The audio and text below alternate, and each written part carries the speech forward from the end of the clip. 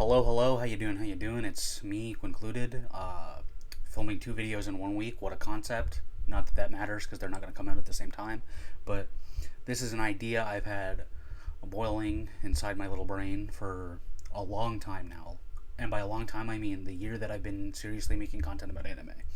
Where it's dawned on me that the most important thing in my life is Dragon Ball, which, now that I say it loud, is pretty fucking sad.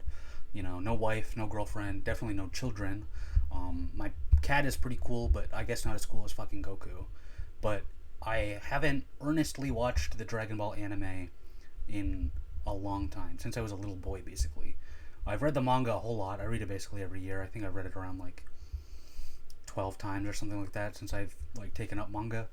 Um, so I'm not unfamiliar with the story, and I know that I do like it. But the anime and the manga are different things, obviously. So I was like, I wonder if, does the anime hold up in comparison to this like fading memory of like loving it as a dumbass little 4 year old. So I was like, I'm gonna sit down and I'm going to in increments do videos per arc, where I'd watch like bits and pieces. So I just watched the excuse me, the first 13 episodes of Dragon Ball, which is the first arc. It's the Emperor Pilaf arc. Well, although more realistically, you could call it the Hunt for the Dragon Balls arc, because that's really what it is. Especially in the manga, where they're hunting for the Dragon Balls, doing whatever wacky hijinks, and then Emperor Pilaf doesn't enter until the very end of this arc. They kind of changed that in the anime. So there is some things I wrote down stuff as I was watching. Unlike my what I watch in a month video, where I am just stream of consciousness, and there will be points where I'm like, I don't know what happened, because I'm a dumbass.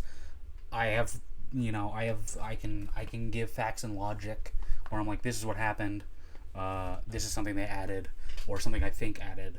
Because there was a scene at the end where I wrote down, I was like, this is filler, and then it led to something that obviously is canon, and I was like, maybe it's not filler, and I just am misremembering. Who knows? So a brief overview, just to like get in there, is that Dragon Ball, it's a show about this kid named Goku. He has a monkey's tail. He's living alone in the woods, and then one day this teenage girl Bulma rolls up and is like, hey, that glowing orange ball that you're calling your grandfather is actually a magical ball. It's one of 7. You have the 4-star ball. Every other ball has its own number of stars, 1 through 7. If you get all 7 together, dragon pops out, you make a wish. Let's go do that. How do you feel about that? And he's like, sounds good, but you're not taking my grandpa. I'm keeping this one stays with me. And she's like, yeah, whatever. I just won't tell him that once you make the wish, the Dragon Balls fuck off all around the world. So I'll just start reading my notes now, basically, and then also, riff or whatever. Episode 1, the first thing I have written down is that it has a great fucking theme song. It's the same song in both English and Japanese, except in English they actually translated the words and had an English-speaking singer sing the song. I think it's probably called, like, Hunt the Dragon Balls, because I should have looked this up probably, but I didn't. But it's like, gotta find them all, magic Dragon Balls, and there's actual, like, it sounds good when a good singer sings it. But it's a great theme song because, if it was bad, I would just skip it. Every episode, I just let it play because it's so fucking epic. It's also, like, sometimes, well, I was going to say sometimes they translate the song and it doesn't work out, but the only ones I can think of that have done this is this, and One Piece translated the first few theme songs, and those were also good. So maybe it's just a cool thing to do. Well, actually, you know what? I'm wrong. Instantly, I have an example also in the Dragon Ball verse where it fucking sucks. Where there's Dragon Ball Super, the second latest TV series for Dragon Ball, followed by Daima, has the first song Chozetsu Dynamic, I think it's called, where it's like this like. No, you know what? That's also fine. I was about to rant about how it was bad, but I think it's fine. I'm lying to you. I'm lying to your face. Where, like, I think the Japanese versions are both better. Especially the second one, where Dragon Ball Super has 2 theme songs. One is Chosetsu Dynamic, and then the second one is I don't know what that. It's called like Limit Breaker, I think. Limit Breaker Cross Survivor, or Limit Breaker Survivor, and you don't see the X. I don't know. I think it's that. But in English, they had that one covered by the YouTuber Nate Wants to Battle, and he does a fine job, but I still think the Japanese version's better. And then, of course, there's the infamous Ultimate Battle, I think that song's called, in the Tournament of Power, when, like, a lot of epic moments are happening.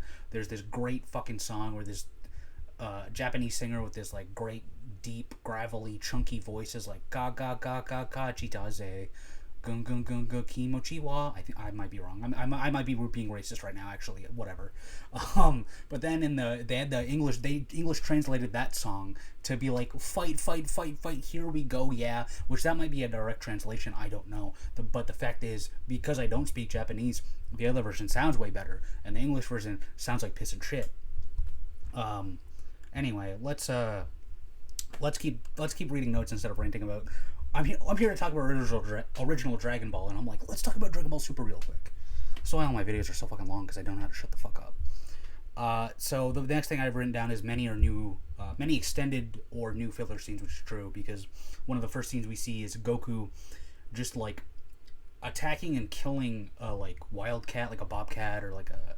It doesn't really look like anything real. I don't think it's like a big orange cat. I guess it could be like a lion, but lions don't look like this. I don't think that's in the manga, because I think the very first thing we see Goku do is like he breaks up logs, which we see that, and then he's like, I'm hungry, I gotta go get some food. And then in the anime they had this scene of him attacking a lion for no reason, but in the manga he just goes get some fish. The very next filler scene that we see is them introducing that character Pilaf I brought up before. Excuse me. So Emperor Pilaf is the final villain of the first arc, and in the manga he just shows up. It's like all the episodes before episode like 10 happen, and let me check my notes and see if that's real. Yep, episode 10 is when Pilaf really shows up in the equivalent of the manga, where he just shows up and is like, oh, you guys have all 6 of the Dragon Balls? Cool. Well, I have 1, so I'm ganking all of yours. Fuck you. And then they like get into conflict with him. But in this episode, they introduce Pilaf early. I didn't write down how they do that. I think Shu and Mai show up. His minions, his goons, also appear. But it's nothing. I guess I didn't think it was important enough to actually write down. So then Goku and Bulma, like I said, they team up and they're like, let's leave Mount Paozu where you're from, and let's fuck off and go look for the Dragon Balls. And then Goku and Bulma are they've basically just left, and then a pterodactyl shows up and starts to kidnap Bulma. He like grabs her and then is holding her hostage, and then Goku's like, who are you? And then he's like, he's like, who are you? Are you friends with Bulma? And he's like, oh yeah, I'm an old friend of Bulma. And he pulls out a rope, he starts tying Bulma up, and then he flies up into the sky, and Goku's like, I don't think you guys are really friends. And then the pterodactyl's like, yeah, no shit, Sherlock, obviously we're not friends. I'm gonna eat her, fuck you. So then Goku, fucking flies up and saves her.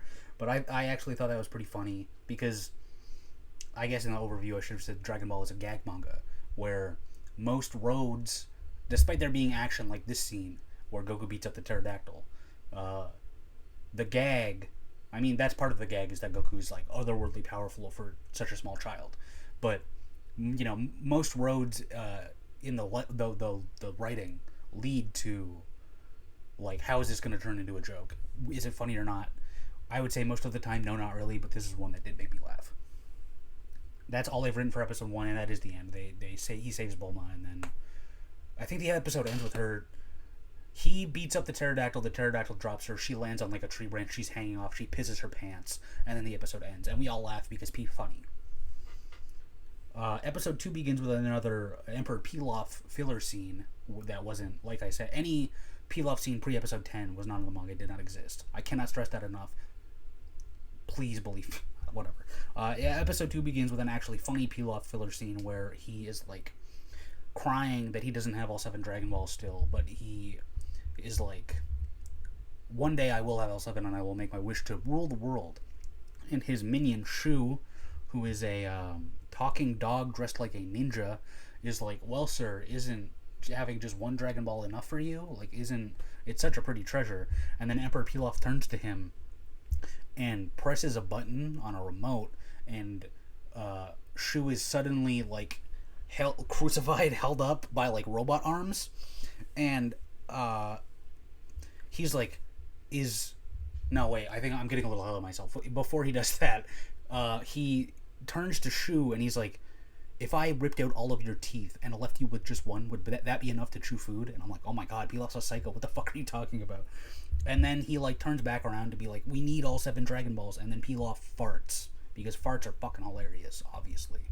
And then he turns to Shu and he's like, "Did you hear that?" And Shu's like, no, it wasn't me. I didn't hear anything."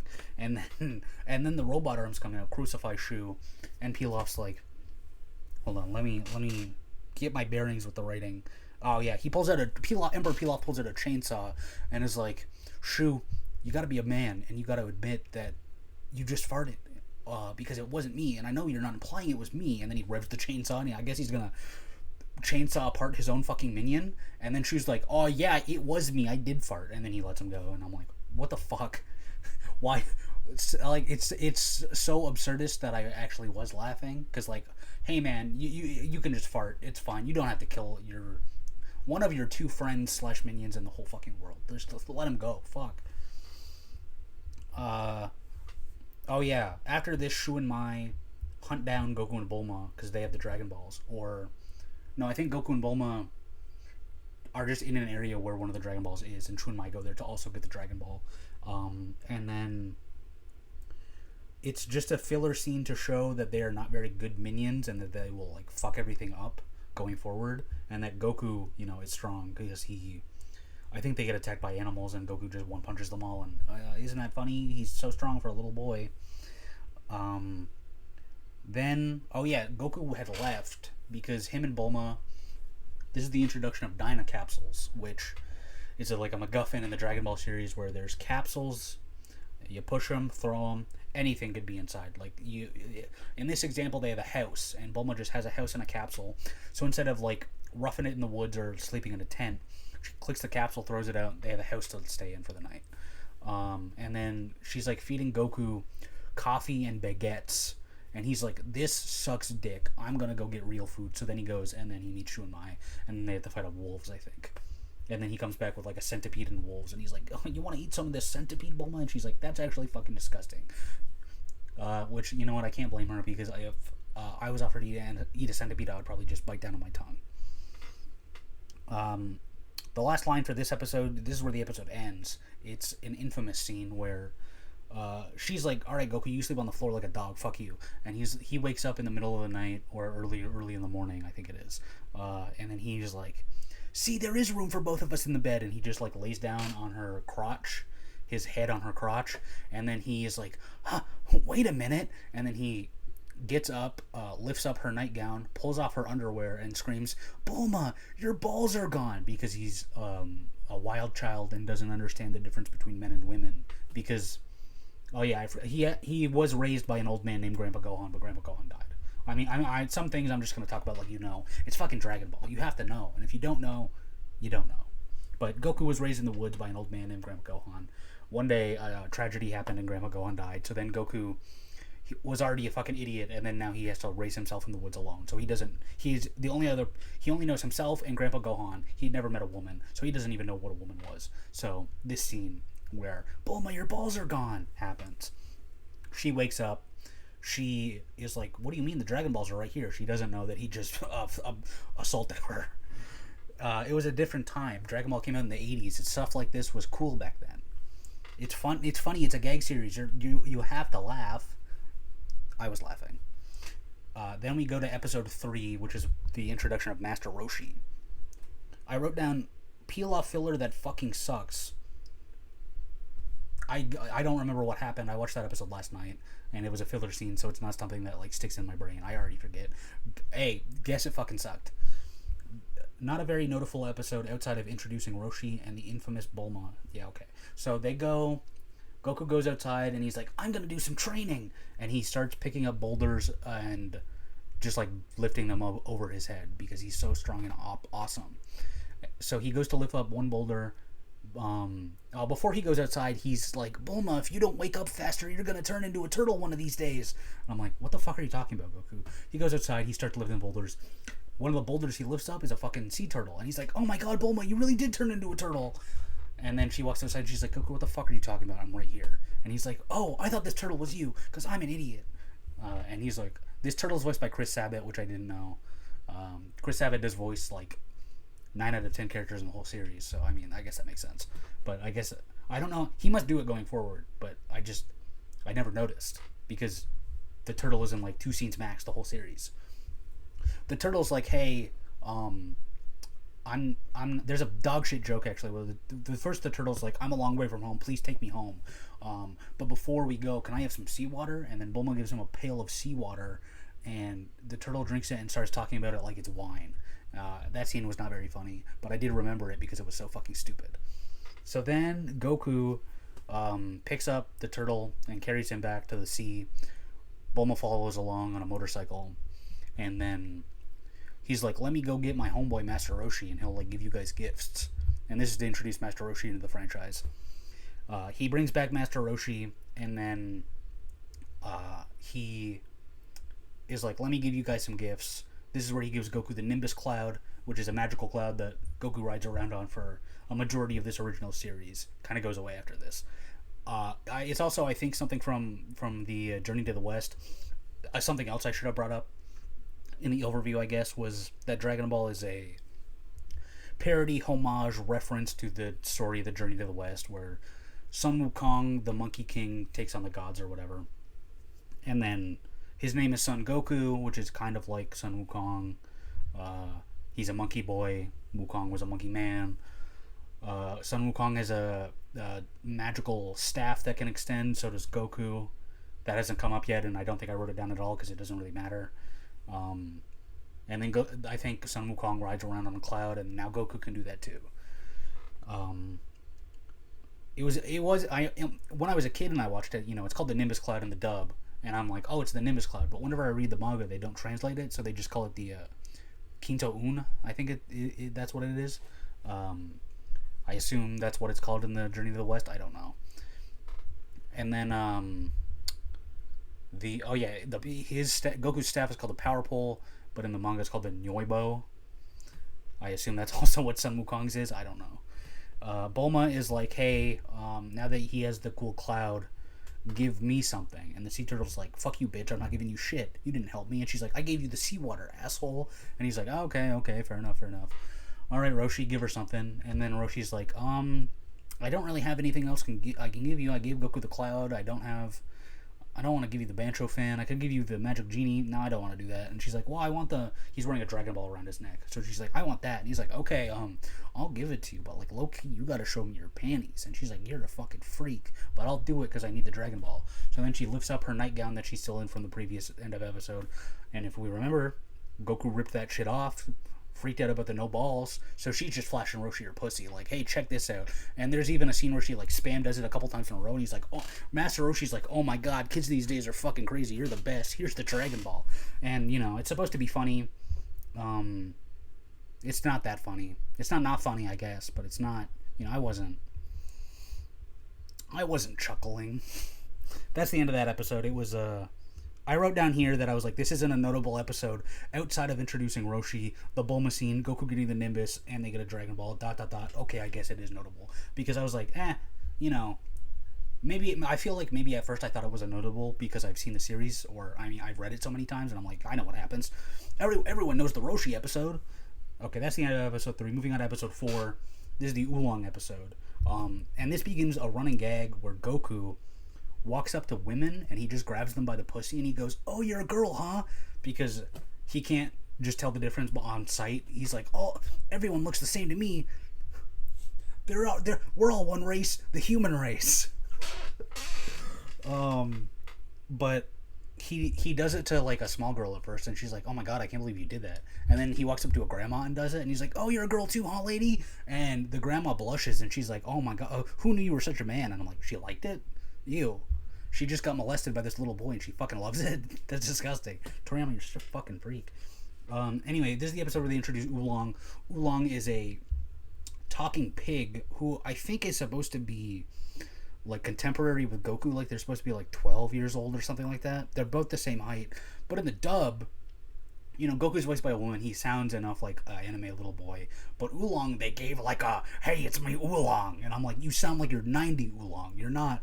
You're not a little boy. But Oolong's whole gimmick is that he looks like a pig man, Minecraft pig man, and he like kidnaps this village's little girls to be his wives. And he fucking better be a little boy if he's kidnapping the little girls. Otherwise, he's just a weird fucking creep. But Toriyama is like that. As we keep bringing up all the weird sexual shit, that's Toriyama's bag. And then Goku's like, oh, I'll beat him. And then Oolong's whole gimmick is that he can transform. I think Oolong is also a reference to Journey to the West. Maybe. I'm not totally sure. But they have Goku dress up like a little girl. And Oolong's like, I need to fuck Goku now. Or else. And then before they can like finish the plan of having Oolong take Goku back to his like hideout mansion, whatever the fuck, where all the girls are, Goku's like, oh boy, I really gotta piss real bad. So then Goku runs up to a tree and starts pissing, and Oolong's like, I gotta see if I'm seeing this right. And he walks up and then he looks at the piss coming out of Goku's cock and is like, okay, yeah, I was right. This is a boy. I no longer want to have sex with you, Goku. And I'm like, oh my god. This episode was not very good, but it introduces everyone's favorite character, Oolong. Oh yeah, Oolong can transform into anything for like 5 minutes. That's like his gimmick. Again, I think that's something from Journey to the West. Maybe not. But at one point, he wants to beat up Goku, I think, after seeing him piss, and he turns into a bull. And for some reason, like when he's Oolong the pig, he sounds like this. At one point, he transforms into a handsome man and sounds like this. He turns into a robot, doesn't really get a different voice, and then he turns into a bull to attack Goku, and he puts on a racist Hispanic accent. I don't know why the casting crew, the voice director was like, all right, in this scene you're gonna be racist. It's gonna be the best. I don't know. I thought that was weird. That's the end of that episode. They go to the mansion where Goku fucking beats Oolong's ass, and then it's like, hey, I'll do it again. So Oolong takes them to the mansion. It's like a oh my god. They subvert expectations. I can't talk. All the girls are like, hey Pookie, Oolong's back, and then he's like, these broads keep making me buy them shit. I don't want them. I thought they would do my chores. I thought they would be tradwives, but they're not.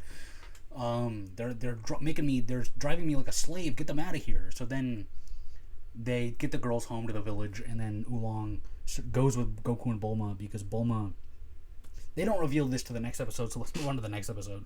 But they take Oolong with them. I think Bulma's like, I think that transformation power is going to come in handy on our adventure, Goku. And then Oolong's like, I'm just going to leave. Fuck you. So then Bulma's like, oh yeah, piggy, piggy, piggy. And Oolong starts to diarrhea his genes because she's like, I gave you a magic pill that whenever I say piggy, piggy, piggy, it makes you shit yourself. So if you don't want to shit yourself, you're going to stay with us. Even though he could just leave and never hear them say piggy, piggy, piggy, and he wouldn't soil his diaper. But he stays with them because Toriyama decided he's part of the gang, so he's part of the gang. It feels like he could have written that part a little better. I mean, obviously this part's supposed to be a gag and not, why doesn't the joke make sense? I mean, it's a joke, but it sucks. The joke is that he poops and it's not funny. I feel like I should reiterate that Dragon Ball is my whole heart and soul, but this part, there's problems until it shifts into being an action series, which is what I'm here for, and he's still writing it like it's Dr. Slump. Although even Dr. Slump was funnier than this, I think. Dr. Slump had way less SA also. Episode 5 is the introduction of one of my favorite characters, Yamcha. So the gang's vehicle breaks down in the desert, and they for some reason have no more capsules. I don't think they explain why. She literally turns to Oolong and she's like, this is your fault, and he's like, what the fuck did I do? But in episode 2, when she had the house, they had a whole fuck ton of capsules. Now they have none for some reason. I really don't think they explain why. I think Toriyama was just like, they need to have no capsules right now, so they have no capsules. They have no capsules. Just bear with me. Okay, Oolong, they're like, okay, we have to walk because we have no capsules. Oolong turns to Bulma, and he turns into a pair of panties, and he's like, hey Bulma, if you put me on, only one of us has to suffer the walk. And then she hits him, and then Goku goes, hey man, maybe you should have transformed into her hat. And Goku, you've already molested like 3 different people in the last like 2 episodes. I don't think you have a leg to stand on here. I don't think you could be like, Oolong, you fucking jokester, you can't do that to her. Goku, you've done worse, to her included. What the fuck? Okay, so yeah, the next scene is that when they actually like introduce Yamcha, but Yamcha is the first main character that's voiced by Chris Sabat. In this episode in particular, he does a bad job. But there's also some like fucked line deliveries from Goku and Yamcha, maybe Oolong and Puar also, where they just sound inhuman and like shit. And I'm like, well, it's a show from the 80s, so whatever. Or like maybe the dub was in the 90s, I don't remember. But like, I'll cut them some slack, but it sounds bad. Yamcha starts to fight with Goku, and he's winning because Goku's hungry. But then Bulma wakes up, and then Yamcha grabs his talking cat friend Puar and runs away. And then Puar's like, hey man, what the fuck? We had them dead rights. Like, what happened? And Yamcha goes, Puar, I can't deal with being around beautiful women. And that's when I thought to myself, like, holy shit, Dragon Ball characters really are just like me, even physically. But then, I don't have anything else written there. The episode must end right after that. I think the Yamcha stuff is a 2-parter, so like the next episode is also Yamcha based.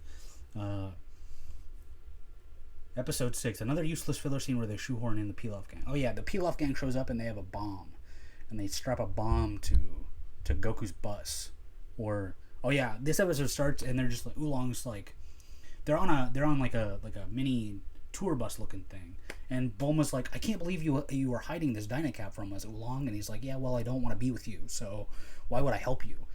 And so it's like, so last episode, like, well, it started off borderline for no reason, but it's all for the jokes. Oh yeah, I wrote. There's another useless filler scene where the Pilaf gang shows up. They're shoehorned in. I get why they're doing it, but because I know the manga, it does feel pointless. And I mean, I assume they do it because the original Dragon Ball, like this first season is 13 episodes, but in the manga, it must be like 13 episodes would be like 20 something chapters if it was actually this length. But it's only this length because they add the filler scenes in the first handful of episodes. So I assume they added them to have Pilaf feel more organic than in the manga where he just shows up, but also to inflate runtime. What do I have next? Yamcha. Oh yeah, Puar's like, what do you want? You've just learned about the Dragon Balls, Yamcha. What do you want to use them for? And he says, well, using them to wish for world domination would be useless. I want to use them to be able to talk to even a single woman. And I'm like, again, he's just like me for real. What a Chad. What an absolute gamer. Then the episode basically ends with the Pilaf gang's bomb getting knocked back at them. But then Yamcha rides up. I think he gets his ass beat by Goku after Goku eats. Yeah. Goku eats, beats Yamcha's ass. Yamcha comes back and is like, sorry I was being such a dickhead. Here's a capsule to get you guys out of the desert. See you later, sayonara. And then they're like, Goku's like, I guess he was a good guy after all. And then Goku and gang leave in the capsule they get from Yamcha. And then Yamcha is literally like right behind them following, because he's like, we gotta follow them to steal the Dragon Balls from them. Which, like, I think that must also be a gag, but it is funny that it's like Goku and the gang are right here, and then like Yamcha and them are right here. Like, if they just turned, they were like, hey, he's right there. The next episode, episode 7, is the Chi-Chi and Ox King introduction. I didn't realize that the child Chi-Chi was voiced by Laura Bailey, who's like a voice industry legend at this point. Like, she was in so much shit, and I guess, this is one of them. I didn't realize she was like a Funimation OG though. Now she's maybe not most well known, maybe most well known in like normie spheres of like for voicing Abby in Last of Us 2. But she's voiced by Chi-Chi is voiced by Laura Bailey. She's just alone in the woods, and then a dinosaur comes and attacks her. She insta kills the dinosaur by throwing her fucking hat at it. Yamcha walks up to her and is like, that girl's dangerous, knocks her out in one hit. And Pora's like, hey, you just told me you were scared of beautiful women. Why was this one fine? And Yamcha goes, I'm only scared of women my own age. I'm not a fucking pedophile.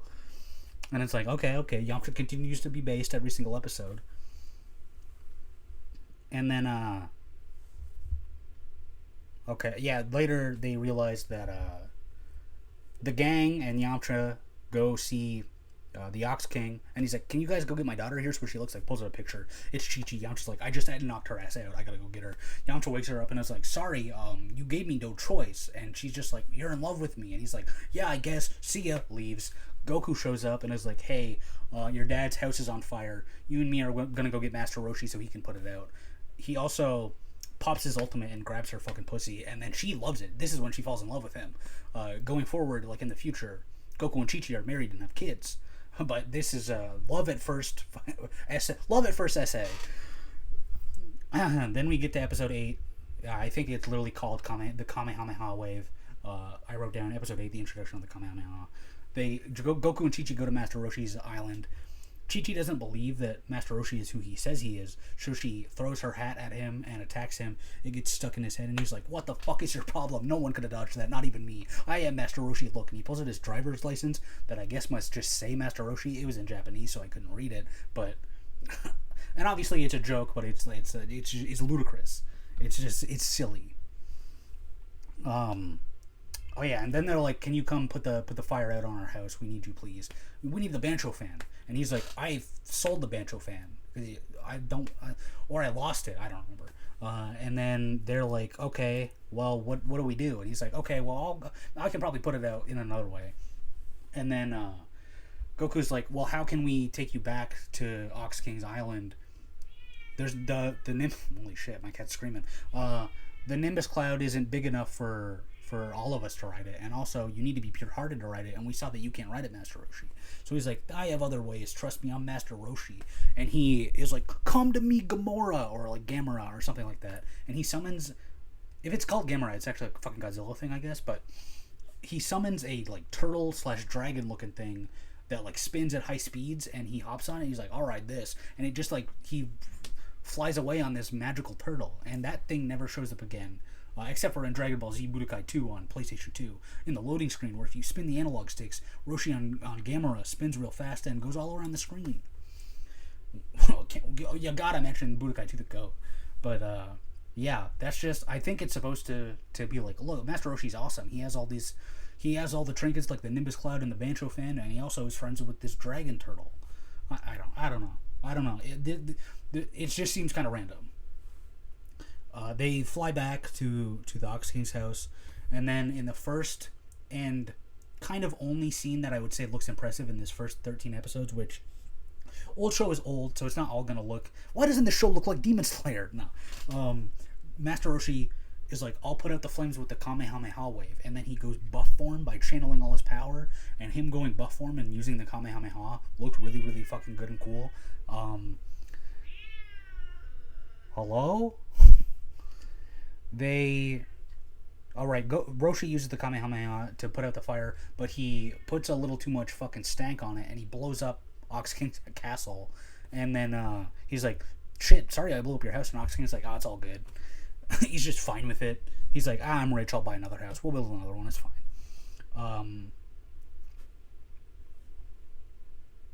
And then this is when when they met Ox King's like, oh, you're Grandpa Gohan's boy? Grandpa Gohan and I were homies. We trained under Master Roshi together.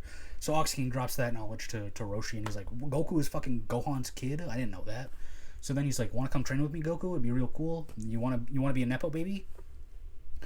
Which sets up the next arc after this, of course. But then Bulma... Oh, yes. So Bulma was like, hey, if you put out the fire for us, I'll go on a walk with you. And then... she's like, I'm actually not going to do that. Oolong transform into me and you go do it. So Oolong transforms into Bulma they go on a little walk away, and he's like, instead of going on a walk, let me do you something better. And then Oolong like pulls down his shirt and flashes Master Roshi with his transformed Bulma tits. But this begs the question, like, Oolong theoretically has never seen Bulma naked. Can he 1-to-1 make her whole body? Like, you would think at least logically, I know this is all for another Master Roshi pervert joke. I get it, but I have to go autism mode on this. Does Oolong perfectly copy Bulma somehow and have her exact tits?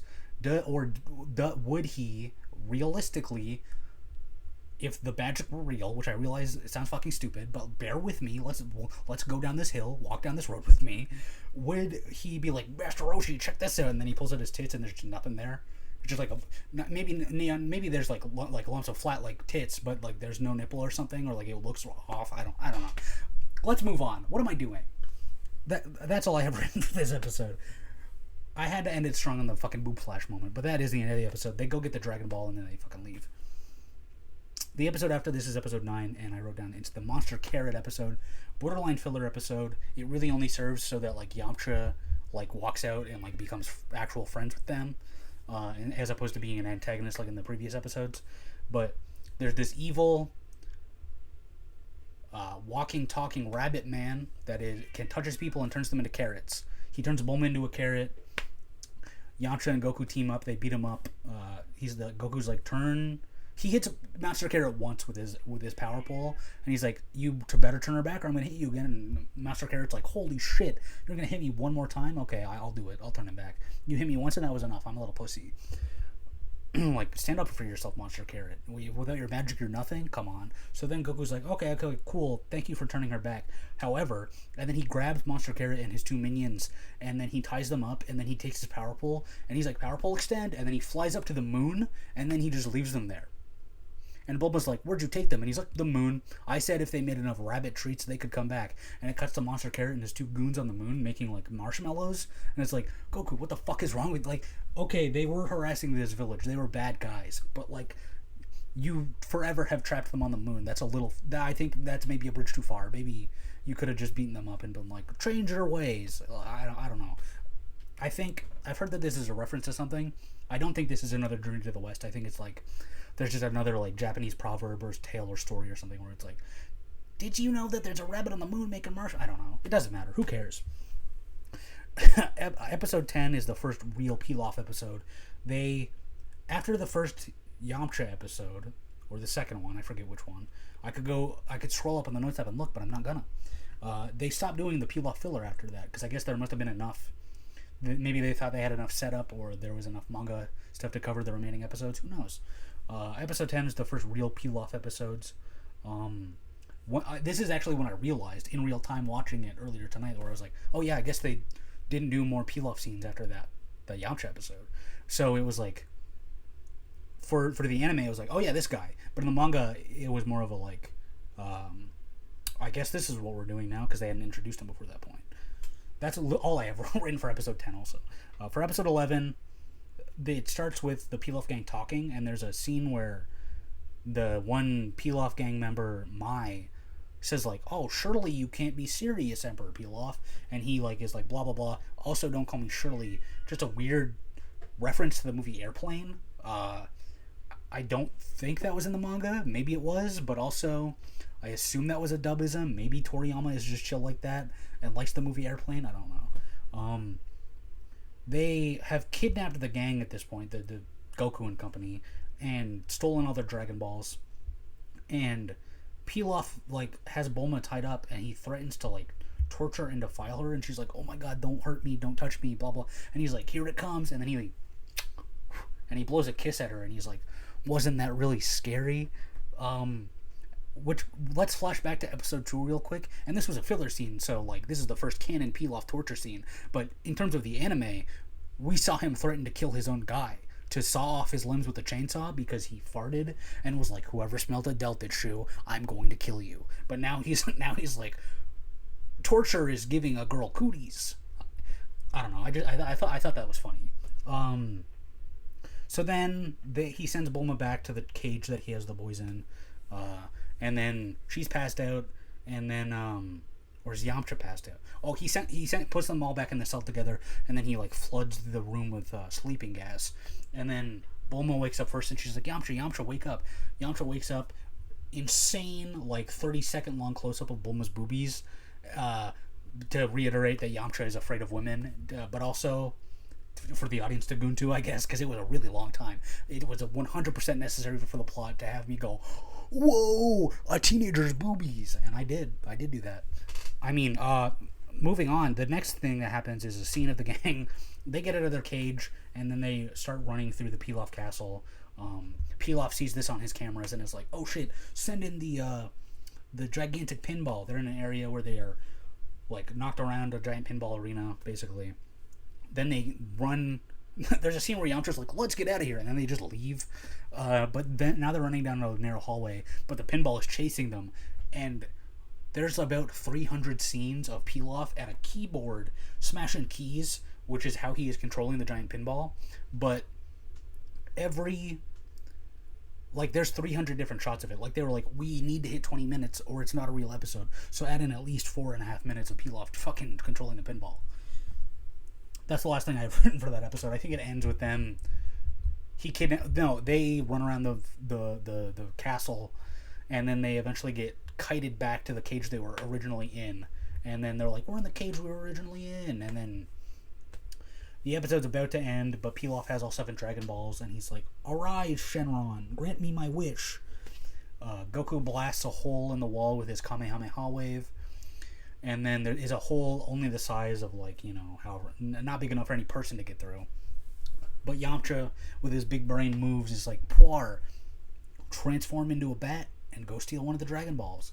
And then, so she does that, and then Bulma's like, hey, Oolong, get your lazy ass off and transform into a bat too. And then he flies through the hole. That episode ends, and then we're in episode 12, which basically starts the same way the last one ended.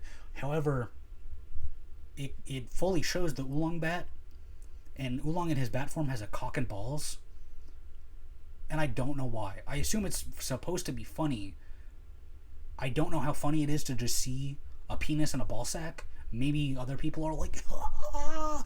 Not me though. I was like, is that his dick? And, thankfully, it was only like one shot, but it was weird. It was a weird detail, right? Like, right? So they're down there, and they don't keep being bats. But Pilaf is like talking to Shenron, and Shenron is like, Pilaf can't get his wish out because he's scared of this giant fucking dragon. And Shenron's like, are you gonna keep me waiting all fucking day, buddy? Do your wish. And Pilaf's like, I'm sorry, I've never done this before. That part made me laugh.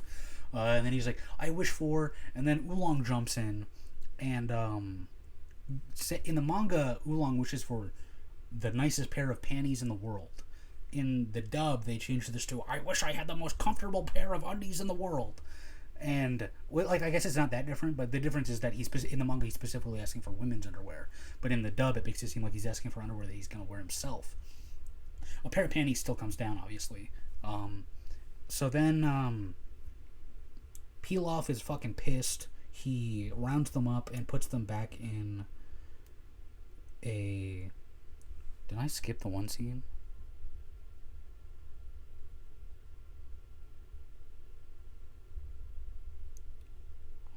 Hang on. I gotta check this shit out.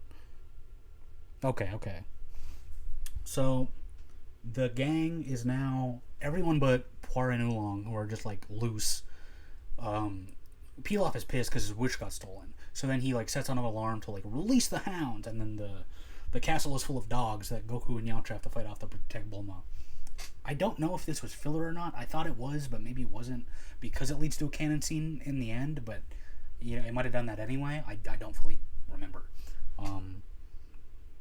So, right, they're running from the dogs, and then Bulma's like, this sucks, and Yamcha goes, try to think positively, and then the dogs corner them, and she's like, try to think positively, hon. He's like, okay, that doesn't work. And I'm like, hey, well, he's fucking right. They get kidnapped for the third time by Pilaf now, and he's like, now I have you in a room that has a glass roof, and when morning comes, because we're in the desert, you're gonna get cooked alive by the sun. I have this room designed to be as hot as humanly possible. Which, again, his methods of torture are so varying. He's gonna kill his dog friend with a chainsaw, then he's like, oh, torture is kissing you, and now he's like, I'm going to boil you alive, so get ready, you're going to get roasted, fuck you. It's like, peel off, make up your goddamn mind, man, fuck. And obviously the one scene's filler, but this one is canon. Toriyama's crazy. This is when they're all in the room and they're like, we're fucked. Yamcha's punching the walls. Goku's blasting Kamehamehas at the wall. The wall is too strong. They can't break it. And Goku's like, well, we're probably fucked because in the middle of the night when there's a full moon. I think Puar is looking at the full moon and she's like, if I'm gonna die, I want to like gaze at the beautiful moon first, which is kind of poetic in its own way, I guess. And then Goku's like, oh, there's a full moon? Well, we're probably fucked anyway, because when the full moon comes out, a giant monster comes out. And Bulma's like, you idiot, that's not true. Who told you that? And he's like, well, my grandpa told me that. He said, when the full moon comes out, like, to stay locked inside and never look at the full moon no matter what. That's what he said. And then the gang huddles in the corner, scared of him, because he obviously just revealed, when I see the full moon, I turn into a big monster, but he doesn't know. And he's like, yeah, actually, my grandpa died because he was trampled to death by the big monster. And then Bulma's like, hey, Goku, the night your grandpa died, did you look at the full moon? And he's like, yeah, I did, I think so. And they're like, fuck, it is him. So then they realize that they are fucked. And no. They're like, okay, don't look at the moon. We don't want you to turn into the big monster. And he's like, he looks at the full moon, and they're like, did you look at the moon? And he's like, well, it's probably fine. Like, it doesn't really matter. Like, what's the big deal? He instantly transforms into the great ape, the Ozaru, which is the, like, Goku's has a monkey tail, and everyone that meets him is like, it's weird this kid has a monkey tail, right? Like, that's not weird. So he transforms, it's revealed he has the monkey tail because when he looks at the full moon, he transforms into the gigantic monkey monster. In the dub, they call it the great ape. In the manga and the sub, it's the Ozaru. I think Zaru is monkey, I believe, in Japanese. That might be wrong. But yeah, he turns into the Ozaru, smashes up the castle. They're free, but now they have to deal with gigantic monkey man. Yeah, Goku starts wrecking shop as the Great Ape, and then the Pilaf gang wake up. They were all asleep in the same room. Not the same bed, though, which, I don't know, maybe that would have been cute. So Pilaf and the gang are like, you broke my fucking castle. It took 10 years to make this castle. Get in the plane. We're taking this fucker out. They get in a plane, start attacking Goku. They hit him with like a tactical nuke and actually knock him the fuck out. And Pilaf, they get out of the plane and they're like, hell yeah, we kicked his ass. And Pilaf starts like kicking the giant monkey like in the tail and the foot and the chest. And he's like, yeah, take that. We owned you, pussy. And then that, of course, wakes up the giant monkey. I don't know why Pilaf thought that was a good idea, but he is a fucking idiot. Goku wakes up. The Pilaf gang gets knocked away, I believe. Goku grabs Bulma. He's gonna eat Bulma, and then there's a weird shot where it like zooms in on his tongue and he just licks her all over for like 20 seconds. And I was like, I don't know that was necessary. Like, he's gonna eat her anyway, but I don't think he needed to like have a taste first. That was odd. I don't know if that part's in the manga. It might be. Toriyama's a fucking weirdo. So then they're like, he's gonna eat Bulma, Yamcha, you have to save her. And Yamcha's like, yeah. And I'm almost positive this is a filler scene because it's so silly, where Yamcha uses his signature move, the Wolfang Fist, on some rubble of the castle and takes the rubble, the bricks, and makes a sword, or the shape of a sword, because it wouldn't actually be, you'd think it wouldn't be sharp because it's fucking stone. And then he takes a swing at Goku's tail, it breaks, and then he's like, oh, and then Yamcha, Oolong, and Puar jump on the tail, and they're like holding the tail, and this is when they reveal that like, if you grab, no, earlier in the Yamcha episode they'd shown that if you grab Goku's tail, he becomes weak and he like can't move. So they're like, maybe it'll work on the giant monkey. So they do that, he can't move, and the Yamcha's like, Puar, hurry, turn into some scissors, cut off the tail. Puar does this, cuts off Goku's giant monkey tail. This turns Goku back into a human. Pilaf and the gang, it cuts back to them, and they're like, let's get the fuck out of here. They just leave.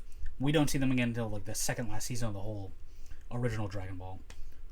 Good riddance.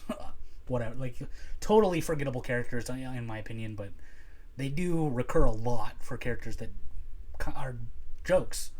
It cuts to Oolong. He walks up to Goku naked and asleep on the ground, and he's like, is Goku some kind of alien? I don't know, is he? Maybe. Good shout, Oolong. Goku's an alien. He's a Saiyan warrior. I'm a Saiyan raised on... Whatever. Yamcha and Bulma lament the fact that the Dragon Balls have been used. They both say out loud. Well, I think in the manga they say this out loud, but in the show it looked like they were just thinking this, where Bulma is like, how am I going to wish for a boyfriend now? And Yamcha's like, how am I going to wish to not be afraid of women now, even though due to exposure therapy with Bulma, he's totally fine around women now. They both realize at the same moment, like, oh, we can just fuck each other. So then they, like, get hard eyes and they start dancing. And Goku wakes up and is like, why are you guys fucking dancing? And he's like, well, let's go get the Dragon Balls. I want to get my fucking grandpa back. And then they're like, well, the Dragon Balls don't work for the next year, so we're not doing that. And then Goku's like, okay, well, I still want to go get the Dragon Ball my grandpa gave me, but I can't do that without you, Bulma. I need the Dragon Raider. And she's like, just fucking take it. And she's like, okay, well, we're going to go back to the city. You want to come with, Goku? And then Goku says, no, I'm going to go train with Master Roshi, the thing that was set up in the Ox King episode. And then there's a line where Bulma is like, Oolong, are you going to come to the city with us? And Oolong's like, I don't know. Do you think they'll like me? And she's like, I think everyone will like you, talking pig. She's nice to him for the first time for no fucking reason. So they leave to West City, and Goku is like, I'm going to go train with Master Roshi. They fuck off. And that's the end of the first Dragon Ball arc, and basically the end of this video. I'm still going to yap a little bit. I liked it. I mean, obviously, I think I probably complained a whole lot in this video. I tend to do that. But in the end, I had a lot of fun watching this, and I'm glad I didn't just, like, think about how fucking old and ugly and bad the voice acting was. Like, I mean, obviously some of it was, but it wasn't distracting enough that I was going to turn it off. And, you know, I am looking forward to continuing. This will probably be videos that are more intermittent whenever I get to it. Dragon Ball is very long, especially in anime form, when they're constantly adding Pilaf filler scenes. I know the other day I was sorting the seasons, and the Frieza saga is so fucking long that I should probably, honestly, because Dragon Ball traditionally, like, there's only the main, like, clumps of what the story is about, but Frieza in particular, you could be like, there's the beginning of the Namek arc, then there's the Captain Ginyu section, and then there's the section where they actually fuck with Frieza. So I could do that, where, like, there's a video. To really milk these videos, there will be 4 different Namek videos, which I might do just for the sake of, I just spent an hour talking about 13 episodes, so how am I going to ravage my voice and annoy all of you when I'm like, okay, I just watched 200 episodes of the Frieza arc. In this episode, they fight giant crabs. That is not in the manga. So yeah, I think I'll probably break it up, like I just said. But yeah, I am excited to continue my quest. I also think I'm gonna do it all. So I'm gonna do original Dragon Ball, then I will do Z. I don't know if I'm gonna, like, also do Kai. I might. Maybe I'll do Super. That one has a little less value because it's like, I'm thinking I'll name the video some bullshit like watching Dragon Ball for the first time since I was a kid. But Dragon Ball Super, it'll be like watching Dragon Ball Super for the first time since I turned 22, or like something like that. But I'm interested in seeing what Z is like. I'm interested in seeing how GT holds up. I mean, I thought GT was bad when I was 8, so now that I'm 27, maybe now I'll love it and I'll agree with all those Reddit comments. I don't know. I'm kind of just yapping now. I guess I'll just unceremoniously end the video now. I love doing that because I'm so bad at ending videos. But yeah, I hope, if you watched the video, you liked it. Dragon Ball is, like I said, very depressingly at the start, one of the most important things in the world to me. I was very sad when I found out Toriyama died, because whatever Dragon Ball we get going forward might be horrific without his helping hand. I mean, my dumbass will still be there to watch and read all of it, but we lost a legend when Toriyama died. So, not to like fucking pull my pants up to my nipples and be like, this is how we'll honor Toriyama by watching the anime that he didn't make instead of talking about the manga that he did make. Whatever. Yeah. Anyways, if you like this video, I hope you like any future Dragon Ball videos I do, because I do love it. So I do love talking about it, and obviously I'll just talk about it. The video is almost an hour, and like I said, it was 13 episodes. I really did not have to talk that much, probably. But yeah, tune in. I think this video is coming out after what I watched in September, but I think the next video after this, I also plan tomorrow or Sunday, because right now it's Friday. Not that matters. Why did I say it?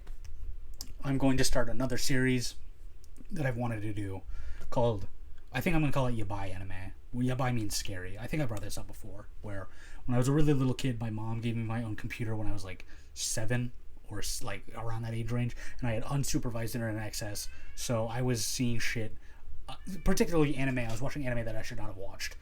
So I want to rewatch that shit and be like, was this good for a 7-year-old to watch all on his own? Probably not. Does it hold up? Almost definitely not, because it was weird fucking horny anime that I was watching as a kid, and I'm like, who knows? You know, I'm a gooner adult now, so maybe I'm like, oh, Kid Me was onto something. He should have been jerking off. No, he shouldn't have. Like, comment, and subscribe. Goodbye.